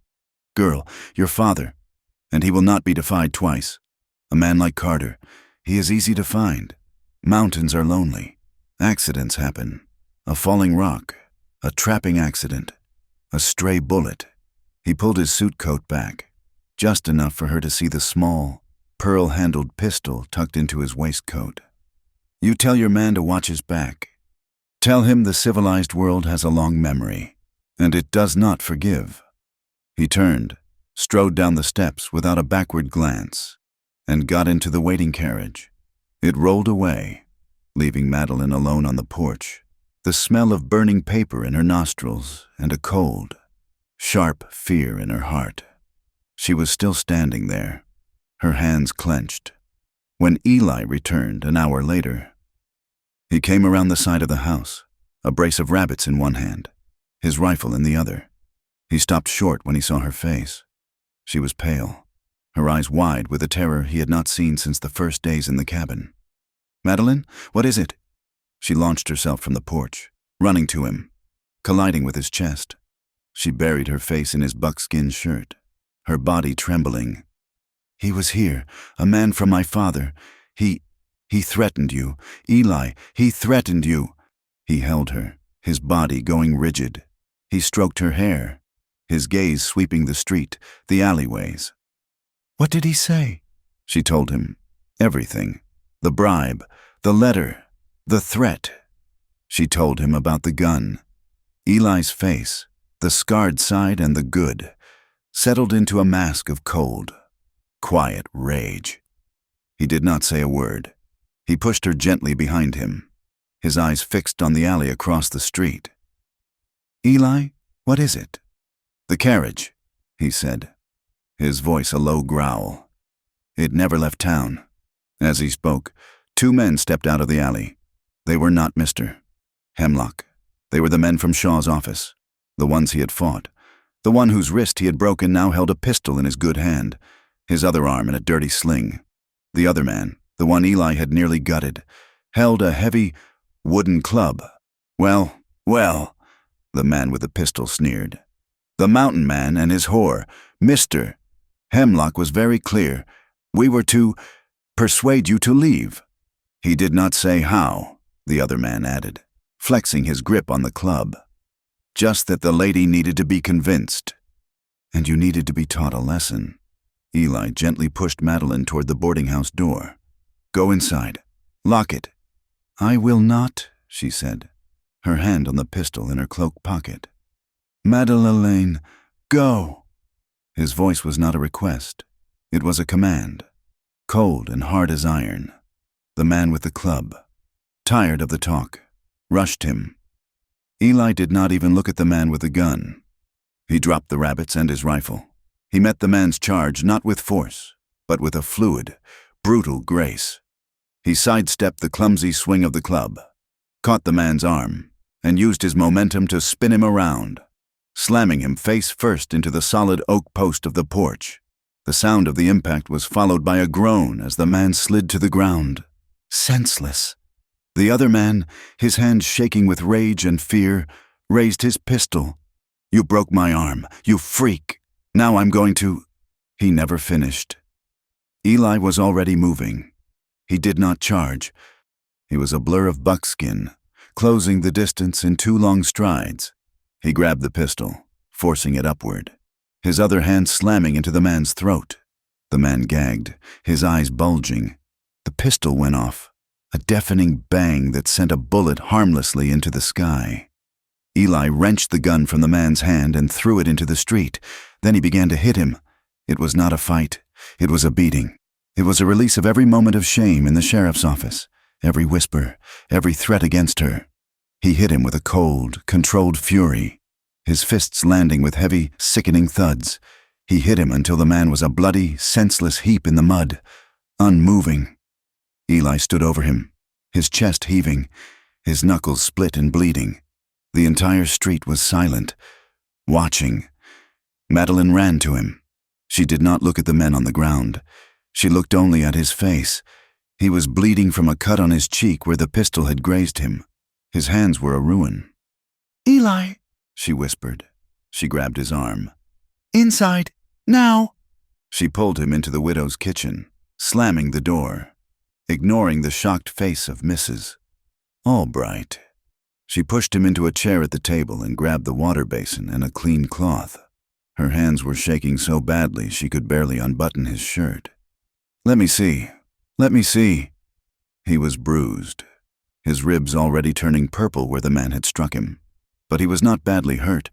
It was his hands. They were raw, the skin split open, bleeding freely.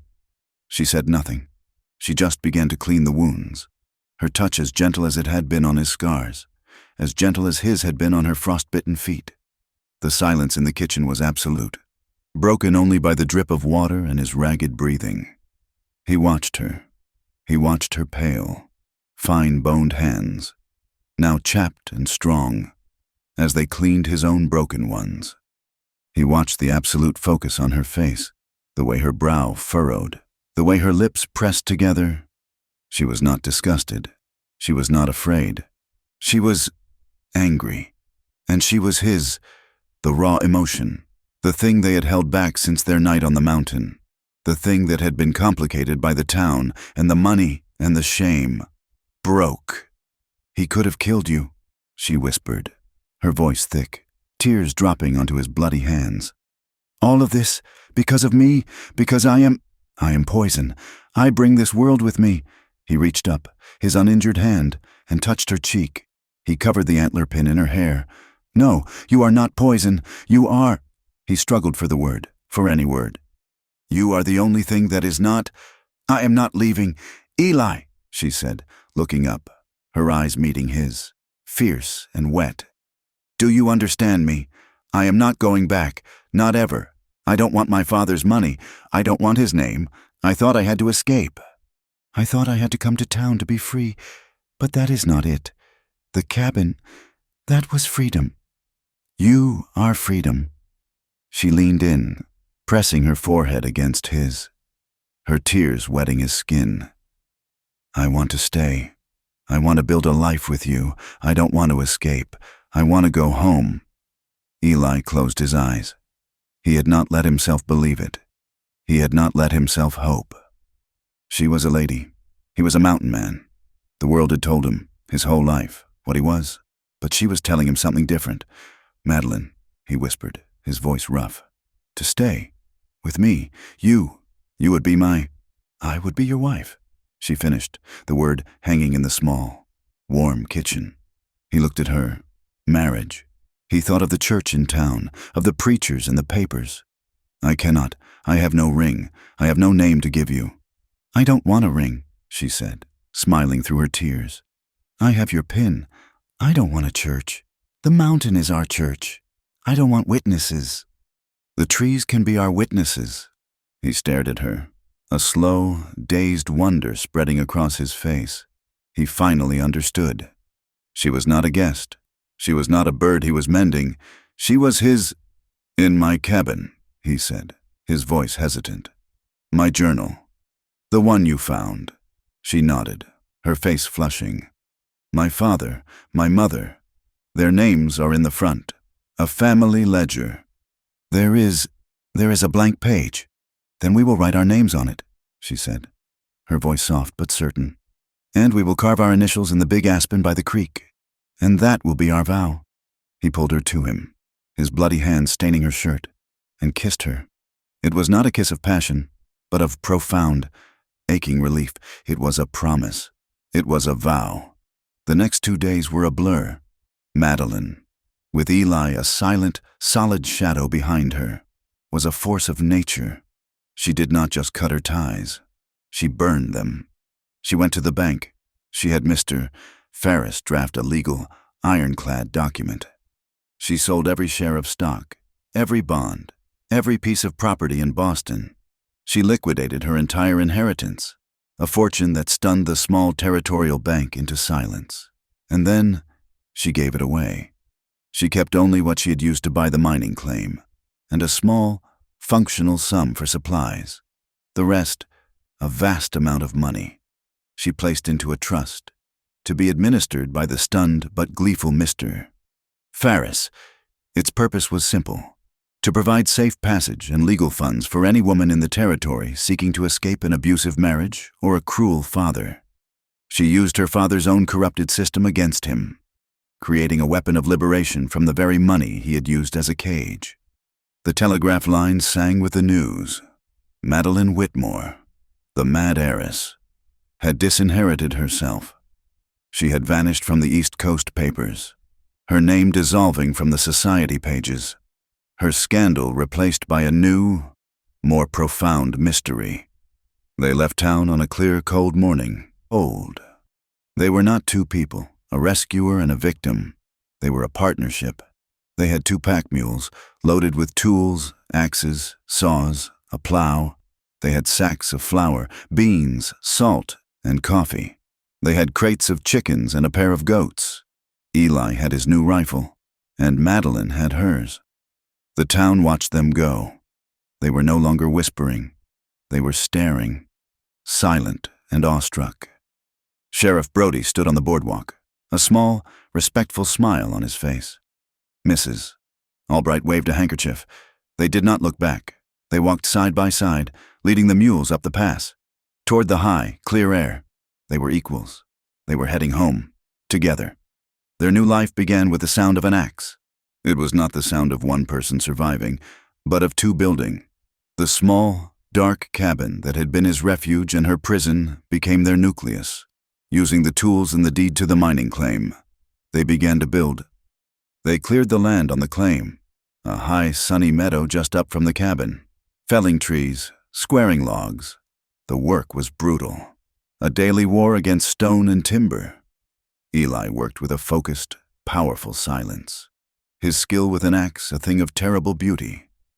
Madeline worked beside him, hauling brush, measuring beams, her body hardening, her hands becoming as calloused as his. They extended the old cabin, adding a new, larger room with a wide glass window, purchased from the town and hauled up the mountain on a mule. They built a sturdy barn for the goats and chickens, and a high, strong fence against the wolves and lions. They were a team, their movements fitting together in a shared, unspoken language. He would hunt, and she would tend the garden, which flourished in the rich mountain soil. He would trap, and she would learn to smoke the meat, to cure the hides. They were partners, equals in the daily, beautiful, exhausting business of living. In the long evenings, by the light of the fire, the cabin was no longer just a place of survival. It was a home. The heavy silence that had once filled it was gone, replaced by a warm, companionable quiet. Eli would sit, carving, his hands always needing to be busy. He carved spoons from birch, a small, intricate box for her antler pin. Madeline, in turn, began to write. She had purchased a thick cloth-bound ledger in town and a steady supply of ink and nibs. Inspired by the raw poetry of his old journal, she began to write her own. She wrote not of Boston, but of the life she knew now. She wrote about the precise color of the sky before a snowstorm, the scent of pine needles in the summer heat, the quiet dignity of a man who spoke more with his hands than with his mouth. She wrote stories of frontier life, of its hardness and its grace. She sent her first manuscript to a publisher in New York, using her pseudonym, M. Albright. It was a risk, a small, hopeful line cast back into a world she had abandoned. 6 months later, a letter arrived, carried by the post rider to the general store in town. It was a letter of acceptance and a small check. Her stories, the ones born of silence and survival, had found a voice. Their bond, forged in trauma and defiance, now settled and deepened. It was a love that lived in the details. It was in the way he would leave a rare, high-mountain wildflower on her writing desk, or the way she would have hot coffee and a bowl of stew ready when he returned, half-frozen, from his trap lines. Their passion was not a separate thing, but woven into the fabric of their days. It was as necessary as the food they ate and the wood they burned. It was a stolen, rough kiss in the barn, smelling of hay and goats. It was a slow, tender night by the fire, their bodies wrapped in the same furs that had once been her sickbed, his hands tracing her new, harder muscles, her hands tracing his old, familiar scars. They made love in the tall summer grass of their meadow, surrounded by the buzz of insects and the vast, indifferent blue of the sky. They made love on the hearth in the dead of winter, the wind howling outside, a familiar, wild witness. Each time was tender, each time was fierce. It was the love of two people who knew, better than anyone, that the world could take everything away in a single, cold night. They held each other as if to prove they were still there, still real. Slowly, the world below began to change its opinion. The mad bride and the feral mountain man became simply the Carters. The townspeople, who had once whispered in ridicule, now spoke in respect. The foundation Madeline had established with her inheritance, the one that had already helped 3 women escape the territory, had given her a quiet, powerful authority. And Eli, he was no longer a phantom. He was a landowner. He was a provider. When the marshal's son fell ill with a fever that the town doctor could not break, it was Eli they sent for. He had come down the mountain, silent and imposing, and had broken the fever with his herbal medicines, his yarrow and mint. He had sat by the boy's bed for 2 days straight, silent, until the danger passed. He had accepted no payment. After that, they came more often. A rancher seeking advice on a mountain lion harassing his stock. A miner who had broken his leg, seeking the man who knew how to set a bone. Eli's knowledge, once dismissed as wild, was now respected as wisdom. He was not feral. He was skilled. One summer, almost 2 years after they had returned, a man in a dusty suit rode up the pass. He was a government official, a surveyor from the territorial office. Checking the deeds and claims, he dismounted, wary of the quiet homestead, and accepted the cup of water Madeline offered. He sat with them on the porch they had built, his ledger open on his knee. He confirmed the boundaries of the M. Albright claim, his pen scratching. "It is all in order, ma'am. You own this land, free and clear." He looked at Eli, who sat beside her, whittling a piece of wood. "And this is your Husband, Mr. Carter? He is, Madeline said. The official frowned, looking at his papers. But his name is not on the deed. I have your name, M. Albright, but in town, they call you Mrs. Carter. Our records get confused. If you like, I can legally register your union. Makes things cleaner. For inheritance and such. I just need you to sign the ledger, both of you. It will make it official. He held out the pen, a gesture of civilized order. Eli said nothing, his knife still. Madeline looked at the man, at his dusty book and his official ink. She thought of her father's signature, of the papers that had almost sold her. She smiled, a small, private smile, and shook her head. She placed her hand on Eli's. Thank you, sir, but that will not be necessary. I am already his bride. She looked out at the high peaks, at the vast, silent witnesses. The mountain knows it, the official, baffled by this quiet, confident woman and the scarred man beside her, simply shrugged, closed his book, and rode away, leaving them to their unofficial, unshakable peace. That winter, on the solstice, the shortest, darkest day of the year, Eli gave her his own gift. He had been working on it for months, in secret. He had taken one of the few gold coins they had kept, one of the ones that had not gone to Mr. Ferris or to the town. He had spent weeks in his small forge, melting it, hammering it, shaping it. He took her hand by the fire. You said you did not want a ring, he said, his voice a low rumble. I do not need one, she said.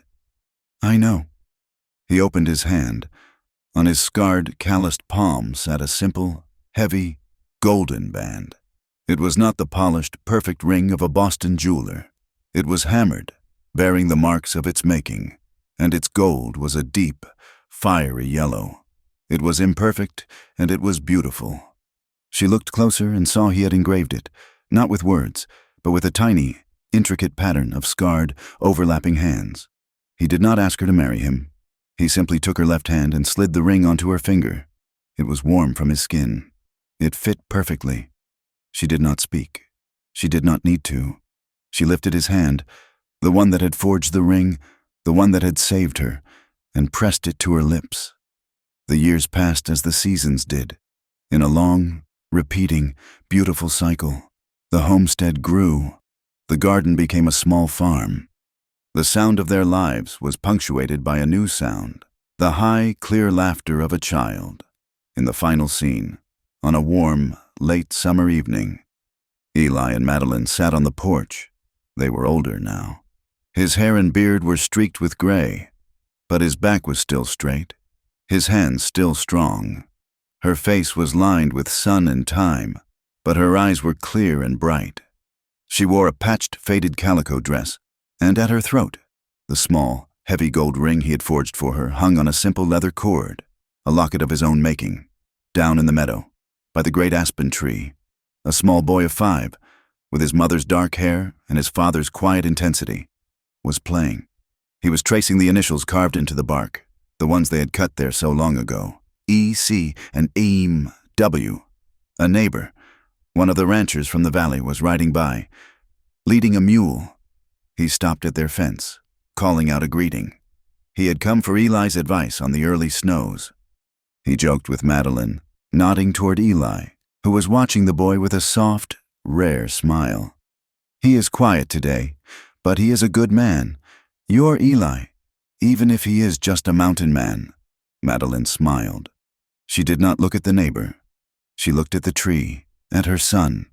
She looked at the man beside her, the man who was her life, her home. She reached over and laid her hand on his. She whispered, so low the neighbor could not hear. The words meant only for him and for the mountain. No, he is mine.